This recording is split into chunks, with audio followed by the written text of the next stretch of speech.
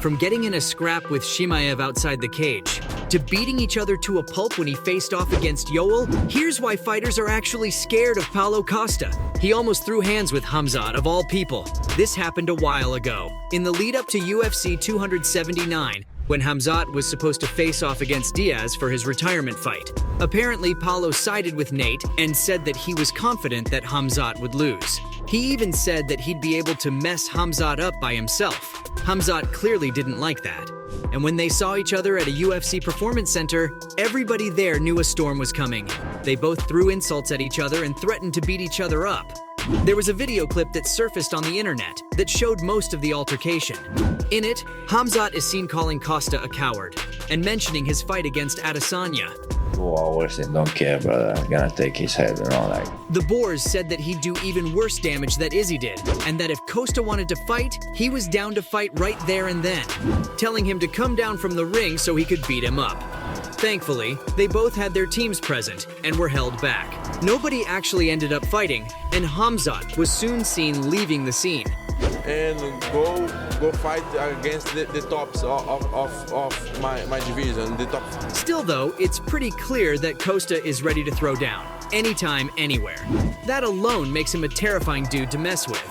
Well, that and the fact that he likes to maul his opponents in the first 5 minutes of every fight. If you're hindered, big body.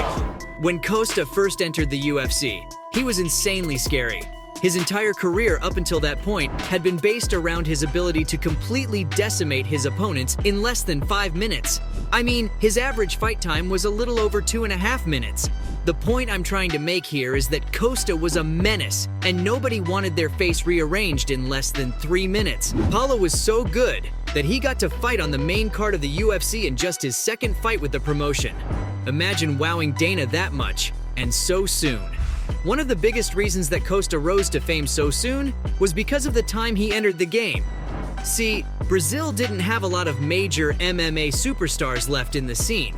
So when Borrachinha decided to make his entrance, well, it all lined up perfectly and helped him get a smooth ride to the top. The only real way to beat Costa was to somehow weather the storm and get through the first round with him. That was something Marcio Alexander Jr. did against him in The Ultimate Fighter 3. He managed to take the hits and scrape his way to the final bell, which helped him take home the win via split decision. Even though it was just an exhibition match and didn't affect either fighter's record. Anyways, we've established that Costa is as terrifying as they come. But like every other fighter out there, he has his strengths and his weaknesses. So let's take a look at what makes him so good in the octagon. A big part of Costa's game is his granite chin. The man can take a lot of hits, and he makes it look like they don't affect him in the slightest. Costa is pretty insane at throwing punches at lightning speed too. Look at it like this. Circling out. Oh, beautiful timing of that right hand. Paulo has the ability to throw around 9 significant strikes every minute on average. He's been seen to take roughly 7 significant strikes in return. That's a +2 ratio and tells us exactly why he's able to get all those knockout wins. The man eats punches like they're candy and then dishes out some insane hurt for his opponents. His offensive game is above par and is more than enough to beat out most of the roster if he really wanted to. That being said, his ground game isn't something to take lightly either. The thing is, he's never actually stayed down there long enough for his opponents to do anything about it. So really, all they can do is scrape a few points off the follow for a successful takedown, while Paulo continues to pound away to try and send him to heaven. Still, with all that in mind, Costa's still human, and he has plenty of weaknesses in his game. The most obvious problem that Borrachinha has is his fighting style in general. He's young right now, which means he'll be able to take those hits and dish out even more. But that won't last forever. At best, he'll be able to keep this up for another 2 to 3 years before he'll start finding himself on the receiving end of knockouts. If Costa wants to avoid becoming a footnote in UFC history, he's going to need to switch up his style and find a new rhythm to keep his level of effectiveness inside the octagon the same. Another thing that the fighter will probably need to work on is his ground game. Right now, it's at a level where he can use it as a defensive tool. After seeing the amount of destruction Khabib left behind him, it's clear that grappling can be used to cause a lot of damage. If the Brazilian can incorporate a bit of that to his fighting style, he might just become unstoppable. His cardio is also a major factor here, because he usually gasses out by the third round. If he wants to be able to fight in championship fights, he's going to need to level up in that department, and fast. There's also a certain mental aspect in a fight that Costa is going to have to take a look at and work on. I'm not even kidding. This man really needs to level up his trash-talking skills. Everything, Shimaev, you need to do something. I stole everything. If y'all remember Conor McGregor, you'll also remember that the main reason why he was so hard to beat was because of his ability to get inside his opponent's heads. I mean, the man was insanely talented at messing up his opponent's whole thought process. One of his greatest works of art was when he fought against Jose Aldo. He managed to put him through months of mental torture across all of the press conferences that they did.